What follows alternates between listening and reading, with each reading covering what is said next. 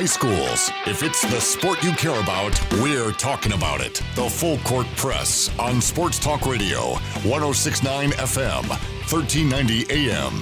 The Fan. And you're going to say, you know what, Ajay? I'm sorry. In 20 years, you're going to say, I'm sorry. And I'll forgive you because I'm that kind of a guy. That was a great backup. He was, let's put a backup in the Hall of Fame. And then turn starter. What do you know? Because he's amazing. He is. Eric Frandsen, Ajay, Salvesen, happy Thursday to you, one and all, May 20th, 4:01, your kickoff time here on 106.9 FM, 1390 AM, 106onthefan.com. Thanks for joining us, however and wherever you may be. Hope you're having a wonderful Thursday. It was good weather, then it turned horrendous weather. Now it's back to okay cool weather. day today. Yeah, it has been. I was chilly. I was freezing in Bear Lake. By the way, you just strung up 30 feet on a tower? No, well, yeah, no and yes. By the way, before we get there, CashValleyDaily.com, Rod Bohm did a great article on the great things going on in Bear Lake. Yeah, but there's a weird picture in there. There's a weird picture on the article. What are you talking about? There's a mugshot of some low-class worker. Okay, so I may or may not have read the article yet, but I know he put it out because someone messaged me and said, hey, when's this thing coming out? And so I need to look at that. Wait, is it me? Wait, no, it's not because I'm a high worker. I got to pay Only a high because you salary. get stuck on high towers. That's why you're a high worker. So today we were on the zip line today. Oh my gosh, it was freezing cold and you're going about 30 miles an hour. I couldn't feel my fingers. And then I couldn't get and so I felt dumb. She had trained us how to get the equipment off of us. And so I'm up there and I can't get it off. And she's like, Ajay, it's the wire on top of the pole. I'm like, what? I can't find it. Ajay, you're holding on to it. Oh, sorry, my hands are way cold. I can't really feel anything. I just kept giving him that excuse. So the picture that he used, you look like you're angry. Like you just had some bad onions or something. Onions? You're like, what? Why are you looking at me? Why? Well, okay. You're kind of like scowling into the camera. Like you're that smoldering. I'm smoldering Ajay. I'm smoldering? Smoldering Ajay. Look, I take a lot of photos because I get a lot of requests. And so I'm standing high in this tower. I must be very important. I'm quoted in a news article. It's kind of the same way you talk to me. I'm important. Jeez. I'm Batman. Smoldering. Smoldering. Oh, man, that is a horrible photo. What the hell, Rod? Hey, big developments happening today. He just said turn around and look. I have what? Nothing to do with Ajay's profile pictures in a news article. Utah State basketball has two announcements made official today. We talked about one of them yesterday, but we have comments from Craig Smith today, and another one that became official today. As we've talked about, the comings and goings about who is committed and who isn't to Utah State has been a bit of a moving target lately, but Utah State making two announcements, official letters of intent signed for these commitments so they can make that announcement official from Utah State. So we'll talk about them. There's movement in the NBA and the NCAA. And it's about upward movement. Yes, a return to play. It looks positive. Looks like something's going to happen. Looks like something's going to happen. No, it is actually good news. We'll get to all that. And then, by the way, just want to make sure that we tease for tomorrow. Don't want to leave this out. Ryan Zimmerman, former great athlete coming out of Cache Valley, played in the majors with the Tampa Bay Rays when he was drafted in 2005. Was a double scholarship multi-scholarship athlete at Southern Utah in football and in baseball. Just a really all-around great athlete, one of the best ever come out of the Valley. Top 3, in my opinion. Broke 13 state records in high school as a quarterback at Mountain Crest High School. He's going to be on the show tomorrow. Well, we're going to do a pre-recorded interview, and then we'll play that on our show tomorrow. Ryan is not a guy that talks about his accomplishments much. Actually, sorry, he never does. In fact, he's pretty reluctant to do the interview, and I actually had to talk him into it. Because he doesn't want to go on the radio and brag about himself in high school. He just doesn't. He thinks that's so overboard and overdone. But I told him the impact he had on the Valley because of his his achievements and such, I thought would stand out well. And so I'm going to do an interview with him tomorrow morning. We'll play that on the air tomorrow. If we go a bit longer, we'll just give you bits and pieces of it, or I guess a bit of it, and then you can follow the rest of it on the podcast. But can't wait for tomorrow morning to talk to Ryan. It'll be good. 5338. Looks like Craig Smith will have an opening for an interpreter on the team next year. Yeah, he's got to have somebody that understands Polish. Kuba. Okay, good Kuba point. understands Polish, and he could help out. But now he's got to have somebody that can speak Ukrainian. Sorry, 533. I was a little bit slow there. Nice, good one. I like that. Yeah, you know what? That's a good point. I think if you want to be able to speak to the kids on a normal basis, you need an interpreter. Hey, tell him that was an absolutely horrible play that he made. The interpreter. You guys really it out, which means great play. Nice job, dude. No, this is actually really exciting, Eric. Now, by the way, I want to make confirmation of this. We talked a little bit about it yesterday.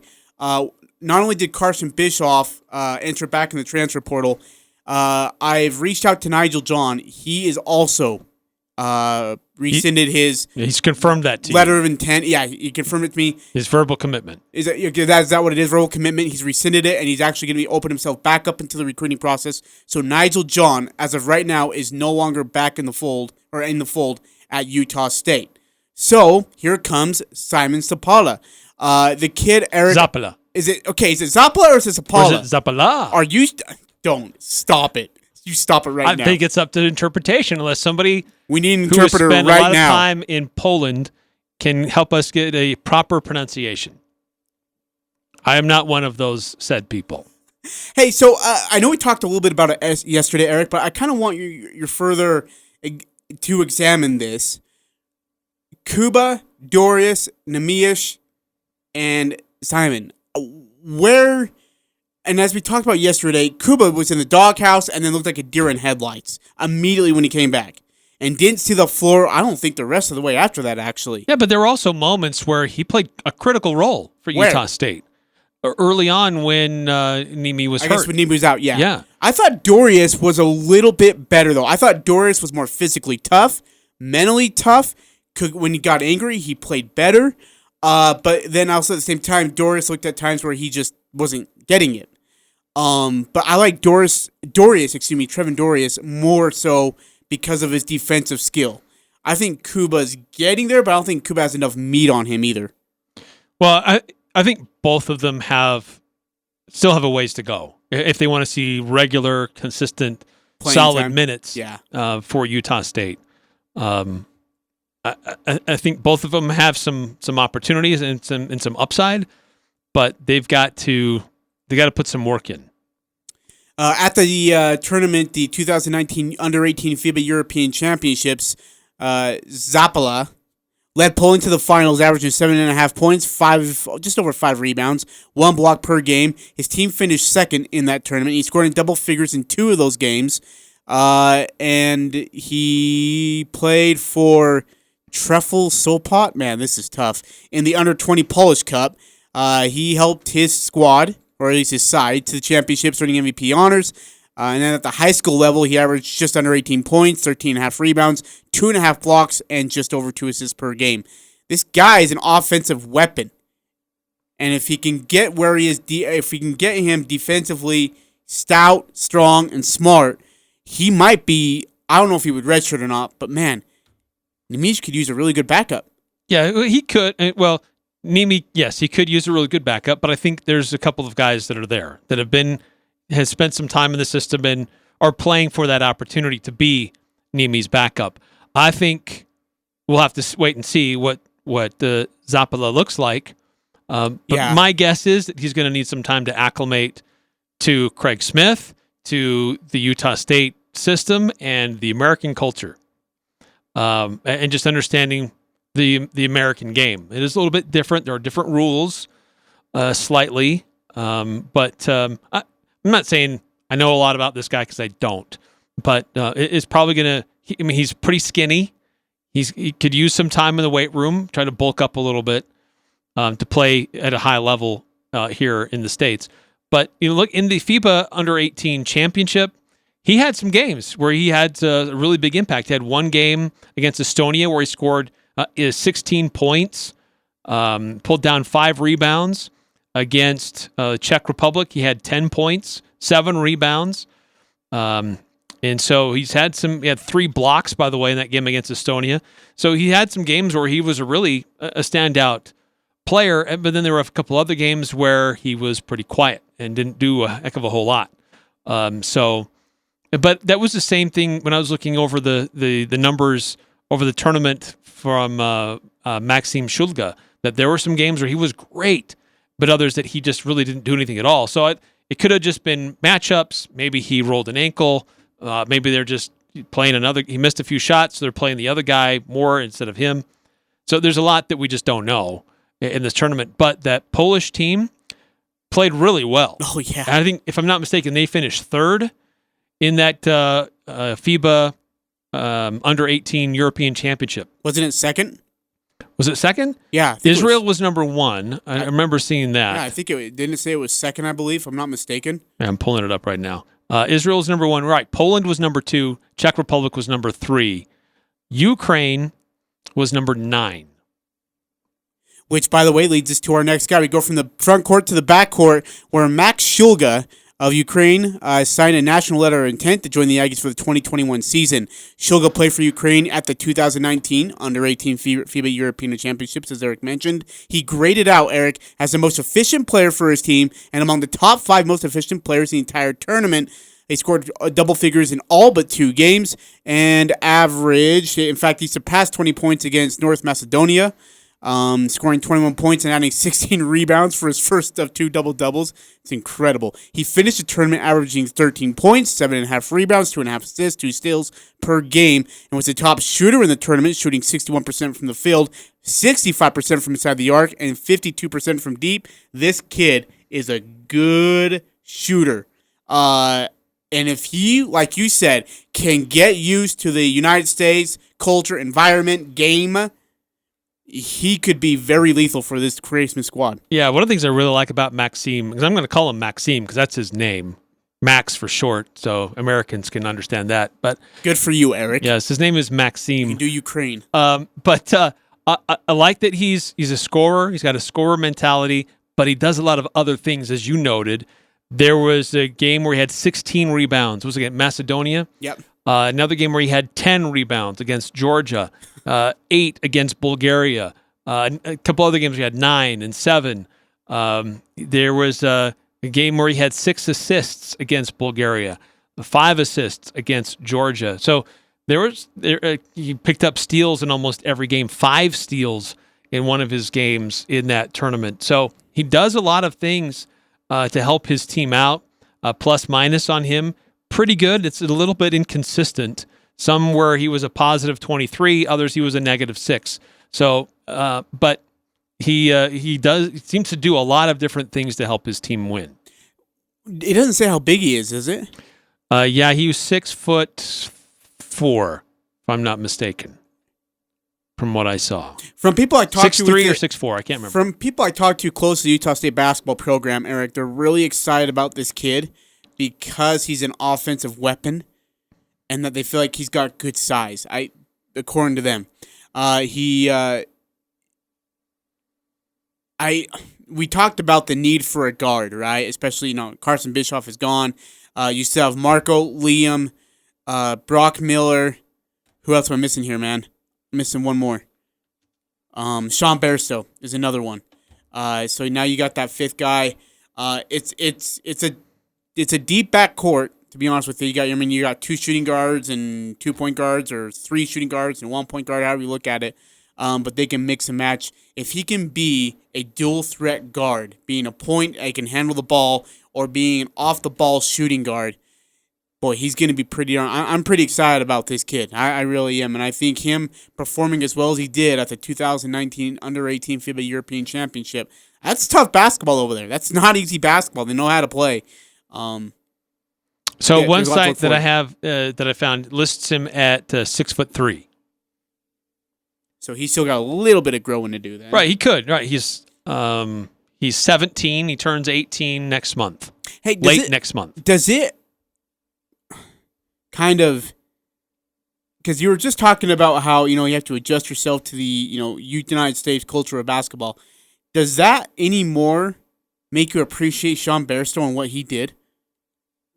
Coming from, I think, was he from like Australia? He's from Australia. But what he did and then came to the United States and all of a sudden was starting as a freshman, big important time minutes, and then playing important minutes in the Mountain West Conference Championship before he hurt his arm.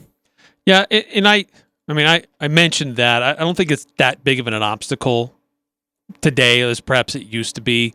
There are some minor changes. See, I think it's a bigger obstacle. But basketball is basketball. I mean, once the ball hits the hardwood, basic fundamentals are still the same. Yeah, but the speed is quicker. Yes, that is true. Athleticism is probably better in America. Athleticism, physicality is different in America than it is in most other places around the world. But it's always an adjustment coming from one level and coming up to the next. From the high school over to the college level, it's an adjustment. Most guys aren't physically ready to really handle it at the same level. Internationally, it's just another adjustment. It's another step up that they need to get used to. Craig Smith on Nemi, he adjusted fine. He came over from Portugal. Yeah, that's freshman true. year, he was great. That's true. That's definitely true.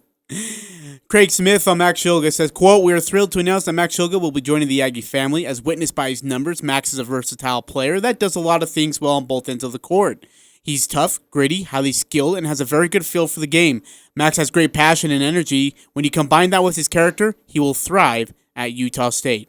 Do you feel at least a little bit sad that we lost Nigel John? Because, seeing his highlight film, that guy could leap out of the roof. Well, the thing that's hard to know is we don't have a lot of film on these international guys. Yeah. We're only seeing highlights. We don't really know what we're getting and compared to what we potentially lost. Sure. So that's what's always hard. Because with Nigel John, there was a little bit more detail out there about who he was and what he could do and what potential he could bring to Utah State. So, yeah, that's why it's kind of hard to compare. So good signings for the Utah State Aggies as they continue to build their squad for the 2020-21 season. Eric, as they continue But I will say this Simon Zappala, he's rated as a 4-star recruit. Yeah. I mean, Utah State, for whatever the sport, rarely gets 4-star recruits. Yeah, that's true.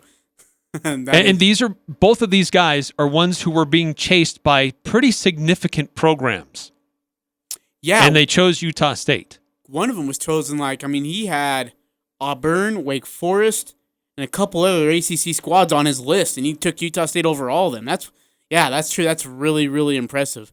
I want to ask about, with recruiting, where do you go now? You've got that fifth guard, I guess, number 5 if you want to, on the depth chart. What else are you looking for? Do you need another guard? Do you want another, maybe, a middleman, like a Alfonso Anderson type player? Where do you go? That's a great question. I think that, again, I'm not in the practices. I don't know how things are developing so far, but based on what we saw last year, what we think we know about what next year's team would look like, I think that swing player, that guy, that small forward, shooting guard, that guy could be versatile to play a couple different positions on the floor. That could handle the ball, shoot the ball, but has a certain size and physicality to guard somebody in the post for a little bit, but probably more than not play a little bit away from the basket. So I think that's probably my hunch that probably would be helpful, that type of player on a Utah State roster. But I don't know. What do you think, Ajay? Yeah, I think someone like an Alfonso Anderson, like that middleman, Justin Bean, Alfonso Anderson type player, they could probably use one more. And just because you never know, right? Because sometimes you gotta, I hate to do this, but sometimes you gotta think worst case scenario. Like to have Namish out for as long as he was. Luckily, we had 2 big backups in Cuba and in Dorius, but if we didn't, how much trouble would we have actually been in? Right, because there were some games that Alfonso played the 5. Yeah. I mean, how much trouble would we have been in playing against teams without a Kuba or Adorius. So you almost got to say, okay, do we have enough depth at this position? I think guard-wise, you're good. I think big men, you're good. Or I guess true big men, you're good. But maybe find one more guy to back up, to be an emergency guy in case Alfonso and God willing God forbid that nothing happens to these players. But if anything did happen to them, that this young man would be ready. Maybe even a grad transfer. You might even look at that too. Yeah, that's true. I don't really know now that they've announced these two today what their scholarship opportunity or roster spots are. That Both Gotch kid, right, from Utah. Well, I guess with Carson Bischoff leaving, that maybe that opens up a spot. Still provides one more opening. So here's my question: how many scholarships are open? Do we have? Do you know? I've lost count now because Nigel's gone. Is it 2 or are we down to 1? Well, that's a good question. I got to go back through because you got to think. Okay, Sam Merrill graduated. Abel Porter transferred.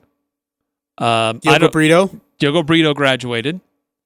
Roche transferred. Of course, he's a graduate transfer, but still, that I don't know if he was on scholarship or not. But just thinking of those who were here but who left. And then you had guys that you thought you were going to get. Nigel John, Carson Bischoff is gone, apparently. So, but then in contrast to that, they've signed a couple of guys here. So, I'm not really sure where they're at on the full available roster spots and available scholarships. If I'm not mistaken, I think there's still one more spot. I was going to say, I think there's one more, but I don't want to. And I'm texting somebody to ask where they stand at in that regard. But if they have one more left, that's huge because then you can use that at your own leisure. In fact, they do, Eric. They have one left. So okay. So yeah, so you could use that based on kind of what we were thinking. That makes sense. So whether they use that for another freshman that's going to come in, a JC guy, a graduate transfer, there's still an opportunity there for Utah State to fill out their roster with one more position. And so, again, do you go after a specific type of position, or do you just sign the best guy that's still on your board? No. That's a good question. Maybe you go after the best guy. I know that's being greedy, but I mean that's what it's all about. Go after the best guy left on the board, and if he's still available, give it a shot. And if it is both Gotch, then my gosh, go after him. Now again, he has a lengthy list of suitors, and it's a very extensive and expensive and a very high sweet list of suitors. But yeah, throw it at him. See what you can do. And then if he doesn't go there at Utah State, then aim for somebody else. By the way, if you want to learn more about Max Shulga, Maxime, he goes by Max Shulga _ on Instagram. If you want to follow him. Okay, so if we ever have him on our show, please do not call him Maxime, because I don't want him hanging up. Hey Max, hey Maxime, click. Don't do it. I know you're thinking about it, but that's his full name. I'm excited about these young guys, man. This is a young Eric. We go from a very experienced team to a pretty darn young team. Now I know that Sean Bairstow, Brock Miller, Justin Bean, and Amish Keta all have had experienced minutes. I mean, I guess you could put Kuba and Dorius in there as well. But then like Marco, Liam. Who am I missing here, man? There's got to be another one I'm missing on this list. My gosh, come on. Who am I missing? You already mentioned Bairstow? As the experienced kid. Oh. Because he got heavy minutes. Okay. So is it just Marco and Liam who were on the team last year who didn't experience minutes then? Is that it? Maybe we're not as young as I thought we were. Marco, Liam, Carson's gone, so that's out the window. So yeah, I think it's just that's just those two then. Wow. Okay, we're not as young. Because according to you, based on your way you're putting it, Most everybody else got some minutes. Yeah. Well, Kuba played. Even Trevin and Kuba. Yeah. Well, Trevin played. Yeah, Trevin played pretty big minutes. Kuba did as well as you said early in the season without Nemish Keta. So looking at Trevin and Kuba, their stats on the season very, very similar. Give me it. 2.7 points per game, both of them. Minutes, Dorius 8.6, Kuba 10.6. But Trevin appeared in 25 games compared to Kuba's 15. Rebounds, Kuba slight advantage, 3.2 rebounds a game to 2.6. Kuba 0.7 assists compared to Trevin's 0.2. Steals, Kuba 0.5 compared to Trevin's 0.2. Blocks, Kuba 1 block per game. Trevin 0.4. Turnovers about the same, 0.4 and 0.5. Field goal percentage, Kuba 60.7, Trevin 51.9. Oh, wow. Free throw percentage, Kuba 35%. That's terrible. Trevin 38.7%. Also terrible. But that's where they are. Those are their stats. Very similar. Hard to make an argument that one guy stands above the other one right now. So it's going to be good competition to see who's the number 2 backup center for Utah State this coming fall. And by the way, real quickly about Max. Okay, I'll start calling him Max. That's what his. I just don't want you to offend offend the young Instagram man. handle is. He wants to go by Max. I will call him Max. Thank you. It's all we're asking. No, his name is Maxime. Little respect. So you ran through a few of his percentages and some of the things that he did, how well he did in the European Championship, in the Under-18 Euro Championship, Division B. He had the best percentage, best field goal percentage shooting. He had the best 2-point field goal percentage, and he had the best 3-point field goal percentage. He was 52.9% from 3, 65.2% inside the arc, 65.2% from a shooting guard. That's amazing. He was top 5 in efficiency. He was at the top 15 in total points, top 15 in total rebounds per game. Again, this is a shooting guard. Wait, top 15? Top 15 in rebounds in this whole tournament. And he was at the top 15 in double-doubles. How do you find guys like that? In college, how do you find guys like that? Are you just sitting there watching like all the European channels? Like, oh, we found a basketball game. Good, let's see who we got.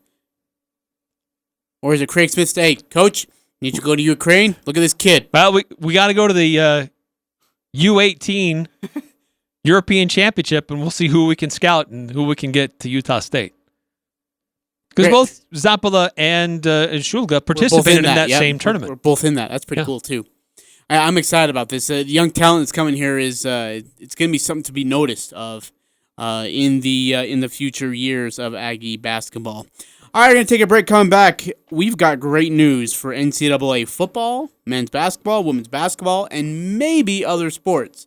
Also, we're on the uptrend of NBA basketball. Talking about what we mean here coming up next. It's Eric Frandsen and Ajay Salvesen on the Full Court Press. 106.9 FM, 1390 AM, The Fan. It doesn't matter who you root for. The Full Court Press has all the high school sports covered. The Full Court Press. Connect with us on Facebook, Twitter, and online at 1069thefan.com.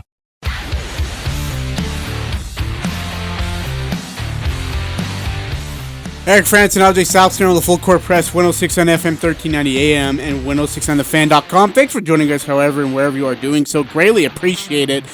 Hope you're having a wonderful Thursday. We'll get you ready for the weekend tomorrow. Don't forget, Ryan Zimmerman will be on the show. Former great athlete here in Cache Valley.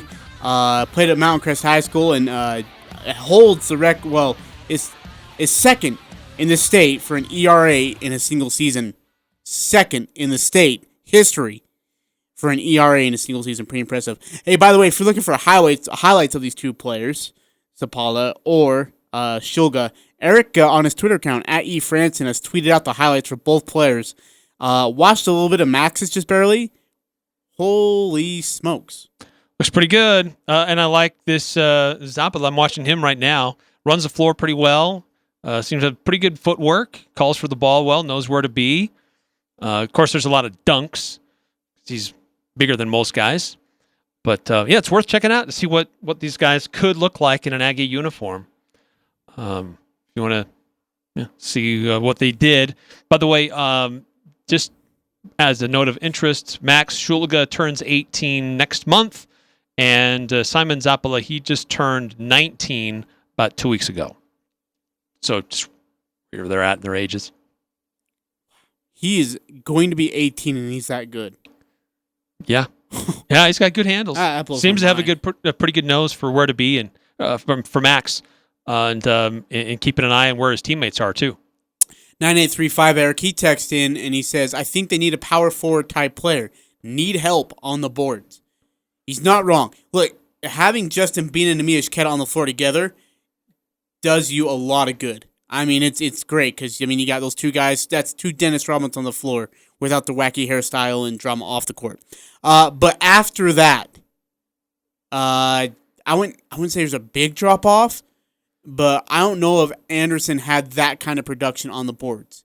Yeah, that's a good point. So if Nimi goes out, whether Dorius or Kuba backs him up. If Bean goes out, who's his primary backup? Yeah, that's a good question. Would it be Alfonso? I would guess it would be Alfonso. Good size. Boy, and you know what? Because he can go inside out. Yes, he can. Which he could draw the opposing power forward away from the basket. You know what I loved about watching Alfonso? Is his footwork. His footwork in the post is really something to behold and to watch. I loved watching the footwork of Alfonso. I like him as a backup power forward. But who's the backup? If Brock Miller is your starter, who backs him up? Well, if Brock Miller's starting, I'm going to be throwing something at a TV. So who's your deadly outside shooter? A lot of other guys are versatile in things that they do, but who's like your specialist? Do you even have a specialist? Yeah. Okay, so here's the thing is that Carson would have been your specialist. Carson could shoot lights out. Liam can shoot pretty well. Consistently, I don't know because I've never seen him shoot for a long stretch of time. But he's got a nice stroke. So if the starting lineup were to be Marco, just in the backcourt, Marco, dude, Bairstow's going to be in there somewhere. Is it Liam? Is Liam starting this? Because Brock's not going to start. Right? I don't know. I mean, just after... If he's plateaued, then no. He probably shouldn't, but it's all about what are your options. But he felt... I think he played a lot of minutes last year because there weren't many other valid options. What are you talking about? Diogo was a great option, and in fact, when they finally pulled the trigger, it worked really well.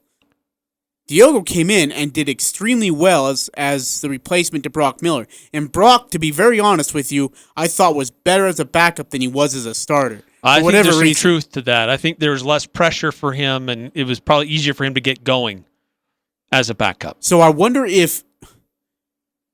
do wonder if it ends up being Liam that gets to start over Brock Miller, but Miller's going to get the main backup minutes of any guard on that roster. Or it could be just because you start the game doesn't mean you finish the game. Yeah. Yeah, that's happened a lot with Craig Smith's teams too. He sometimes, yeah. And it's not a bad thing, by heavens. I mean the guy's freaking 55-14. So what the heck do we know? But we're just saying that, yeah, he can be unpredictable with what he does, but he knows what he's doing. He's not stupid. He knows exactly what he's doing, but he's unpredictable, which is what makes it fun. I honestly could see Liam being a starter and Brock Miller getting the main backup minutes, but then, like you said, maybe Miller ends up finishing the game just based on he has the experience in those late clutch situations. Yeah. Eric, we got some good news coming out from the Gridiron, mainly college football, who says, after the NCAA Division I Council voted Wednesday to allow voluntary on-campus athletic activities to resume in football and men's and women's basketball, which would start June 1st. Now, already athletic directors are making plans, according to ESPN, to have athletes return to campus. And in fact, Ohio State's athletic director Gene Smith said on a teleconference call Wednesday that the school would allow voluntary workouts to resume on June 8th, pending the university's approval. So, Eric, my question to you, let's do a two-part question. We'll ask the second part after the first part. Here's the first part. Season start on time, yes or no, and do we play a full schedule? So I think the way things are trending, that the season will start on time. I hear a but in the tone of your voice. Yes, that is that schools will need to, and maybe the NCAA will have to come out and say something, or each conference will have to say something about identifying their protocols for isolating anybody who gets sick. Anybody who has a fever, whether it's confirmed coronavirus or not. Anybody who has a fever is going to be isolated. And so I think if they can do that, I think that they can all agree to how to do that properly.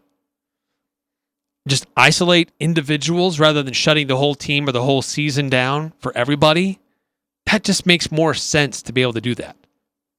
But the NCAA hasn't always worked in the realm of what makes sense. Oh, far from it. So I think if they can all agree that here are the protocols, that if we can all agree we can do this in a certain way to protect the rest of the team from infection. This is what happens if somebody has a fever.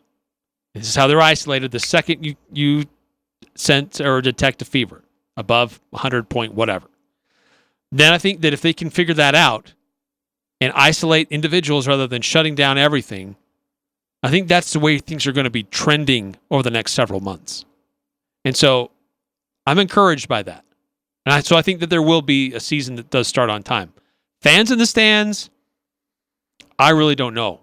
I think it becomes really, really tricky how to tell some fans you can be there and others that you cannot. Ohio State's athletic director, according to Heather Dinich of ESPN, reports that Gene Smith said Wednesday that his athletic department has run several social distancing models to consider having fans in stands at the games this fall. And with the normal capacity of more than 100,000, would hold a crowd closer to 20 to 22,000, but up to 40 or 50,000 if guidelines are relaxed. That's being incredibly optimistic for 20,000 fans. Well, you've got a 100,000 seat stadium. You can spread people out. And the other thing that's a good thing for college football is that it's outdoor. A vast majority of these football arenas in college football are all outdoor. Yep. Well, now here, as you brought up, the point and biggest concern is in order to determine who would get priority access, Gene Smith continued to say that the limited seats available would go through a point system, which would already be in place, but it would consider faculty, staff, students, donors, media, parents, and other groups. Now, he says staff students. He doesn't say the students. Staff students. So, and you're right. Here's the problem. Like, if you go to a Utah State game, or if you want to go to a Utah State game and they say, hey, we're going to allow you to come to the game, how do you prioritize who can go and who cannot? Do you say, donors, only major donors, no students, only major donors, and family members of the players, immediate? I don't know. Do you say season ticket holders and donors? Well, how do you do it? Like how do you social distance in an arena? If you limit it to groups of 5 together, groups of 6 together, if I'm a player's family and this is the one game we get to go to, we're going to bring 12 people in our group. Do we have to split up? Do we get a section to ourselves? How does that affect other people who wanted to sit in that area? So do some math for me. If Utah State seats around 23-something thousand fans, right? 25. How many can they have there to be socially distance safe? I don't know. I have no idea. If we're looking at the Ohio State model, if it's a 100,000 seat arena and let's just make the math easy, and 25,000 people can sit there, that's a quarter of the fans can be in the arena. Boy, that's not a lot of fans. So if Utah State's going to follow the same model, what is it, 7? Yeah. 7,000? Now, San Jose State said 6,000? San Jose State has said that they will not have fans at their stadium. Well, by the way, breaking news: San Jose State's never had fans at their stadium. They've been practicing social distancing for a quite long some time. But for Utah State, it'd be a lot different. 7,000 fans inside that stadium, and again, socially distanced, properly done. It's going to be tough to do. It's going to be really, really tough to do. That's all. So I'm almost to the fact of where you say, you know what? If we can only allow 20-something thousand fans to the game, just don't have any fans, period. Because then you don't get this gripe session from everybody and lose tickets or whatever because you allowed some fans to go to the game but not others. Now, if you're able to mix up and say, you know what? Okay, this group can go on this game, this group can go on this game, and this group can go on this game, there you go. But again, if someone's allowed to go to the Michigan game and then some other guy's allowed to go to watch the Indiana Hoosiers, there's going to be some upset people. There's no way to make them happy. So I say if you can't have everybody there, don't have fans at all. Let it be just the players and immediate people who need to be there, who are required to be there. Or you say, you know what, student section only, and family members of the players. So no donors, and no season ticket holders. I don't know. Because the donors are going to be livid. That's true. Otherwise, you'll get blasted as, well, you only care about the money. Which, let's be honest, that's what it's all about anyway. 435-339-0321. I want to hear from you guys. I want to hear, how would you like to see the system for fans, if fans are allowed to attend the game? What do you think, or what would contribute as being fair to allow fans at the game if they're not going to allow all 25,000 that the stadium can hold? If you can only allow 6,000 people to see a game at Utah State University. Hey, does that include media too? No, I think that would be just fans. Just in the normal seating area. Okay. Now, granted, Utah State has some box seats and some areas like that you can isolate some things, but for the vast majority, you're looking at that 25,000 seat arena. Stadium, and if you're only going to allow 6,000 people in there, how do you determine who gets in and who has to stay out? 435-339-0321. Text in. Love to hear your thoughts on how you would want to handle this. Before we take a break, Ajay, I have to pass this along. This is kind of cool. It's Memorial Day coming up this weekend. It is. I totally that got lost on me. It just seems too early. But next Monday is Memorial Day. So a lot of people getting their plans ready for Memorial Day weekend. One of the things that's always kind of fun to do is make sure you're stocked up on all the right stuff. Al's Sporting Goods is a great place to do that. There's going to be a live broadcast happening there tomorrow. Go check them out. Between 3 and 6 tomorrow afternoon, our good friend Will, he'll be there broadcasting live. We'll maybe hear from him a little bit tomorrow during our show. But that'd be cool. Thousands of guns and optics, Propel trampolines. They got all kinds of different sandals, cooking pots, Razor scooters that are on sale, fire pits. So all kinds of crazy stuff that you might need for the summer and to get outside because you've been pent up inside with your social isolation for so long. You want to get out and do things. Al's Sporting Goods has all kinds of great things on sale this weekend. Big event tomorrow. Go check it out between 3 and 6 and just at their main location there at 1075 North Main in Logan. Love Al's Sporting Goods. I go there for all my sporting goods needs, and they have everything I need. Everything I need. Hey, by the way, 5763 text in. Let's go ahead and read this really quickly. First come, first served online ticket sales. I like it. Yeah. Hey, get them while they're gone. Get them before they're gone. You announced we are going to sell the tickets at 10 a.m. today. You be ready to go because we're going to take first come, first served. After they're gone, they're gone. I like that idea. 9315 text in and says, I don't think there's a way for them to be fair for fans. Somebody will get left out, but it'll be more worth it to have some fan than no fans at all. And I totally agree with that. I would rather have some, even if there's inequity about who gets to be there, than an empty arena. Ooh. So, yeah. You'd have to say no visiting fans. That's a great point. Yeah, no visiting fans. No visiting fans. Sorry, if you're just down the road, sorry, you don't get your ticket allotment. Sorry. We have limited seating, and we're only going to make it available to our people. Oh, man, that sucked for the Utah State Aggies because they go to BYU this year. But what do you do? Yeah, what do you do? What do you do? Yeah, that'd be tough. No, I like it 9315. I see both sides of it. Like if someone's gonna get left out, deal with it. It's just how it's gonna be this year. Then it's not a merit-based system. It's just hey, here they are. But come on. Yeah, 5763 is right though. There's gonna be a way that they try to get. Look, we're gonna take care of our big donors first, and then we're gonna leave it a block for everybody else to fight over. Which actually, you've got an athletic department to fund. Yeah, you got scholarships to fund. Yeah, you don't imagine. All right, gonna take a break. Coming back, NBA has also got some good news. We'll talk about that. Eric Frandsen and Ajay Salvesen here on the Full Court Press, 106 on FM, 1390 AM, and 106onthefan.com.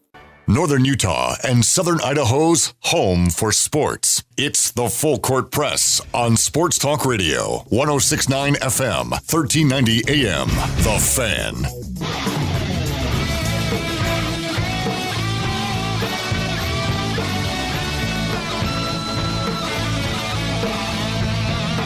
Eric Frandsen, Ajay Salvesen, Full Court Press, 106 on FM, 1390 AM, The Fan. Hope you're well, hope you're happy as we get you ready for the weekend. I think you should rename, whenever you introduce our names, yeah, Eric Frandsen and Smoldering Ajay Salvesen. Okay. Look, Rod said 1, 2, 3, bam, look. And I was like, what? Okay, he didn't even give me You're like giving your best blue steel. He didn't even give me like the whole cheese, say cheese or say Bridgeland Adventure Park. He just said 1, 2, 3. Ajay, what? Look. I gave him a look. Smoldering. Stop it. You're making me feel uncomfortable. So the NBA could be returning. It looks more and more positive that the NBA season will resume. And we hear that the teams maybe start calling their players back soon to their practice facilities. That could be happening within the next few weeks. Cool side story, Mike Connolly donating $200,000 to various different organizations. Rudy Gobert donated $500,000 early on in all this. So Utah Jazz players doing good. But there's continuing momentum about the NBA heading to Walt Disney World as a quote-unquote bubble site for the NBA to resume. And when I first heard about that, I thought, Disney World, where are they going to set up? Like in the middle of the Magic Kingdom?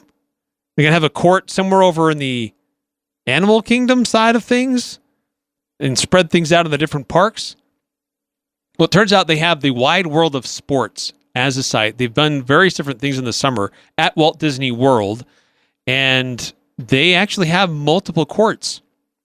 They have 12 courts, and they have access to broadcast facilities there in the park. So, and they have lots of hotels, lots of hotel space, and it is pretty isolated if you're just there in the park. So, Walt Disney World seems like that is a pretty smart place for the NBA to go. Yeah, no, absolutely, and I think that's really the only way to go at this point. I know it kills Las Vegas to know that Disney World will probably be taking over the NBA at least for the rest of the season, but that's how it's just going to happen. But they might still need two different sites. They may need another location besides just Disney World.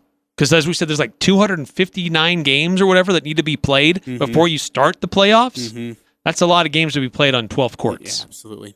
Absolutely. But it looks like the NBA is moving to games that could be starting as early as mid-July. We would love... I just want to see some live sports. And I'm not talking about... No offense. I'm not talking about NASCAR. I'm not talking about live golf. I'm talking about real sports. Competitive dart throwing? Cornhole? I'm so sick of Ocho, ESPN the Ocho, whatever the crap it is. I can't do this anymore, man. Goat calling? Spike ball. Like... Come on. Ultimate Frisbee? Yeah, that's another one. The table tennis? All right, for that... Smoldering zip line action? Good night, everybody. Can't do this anymore.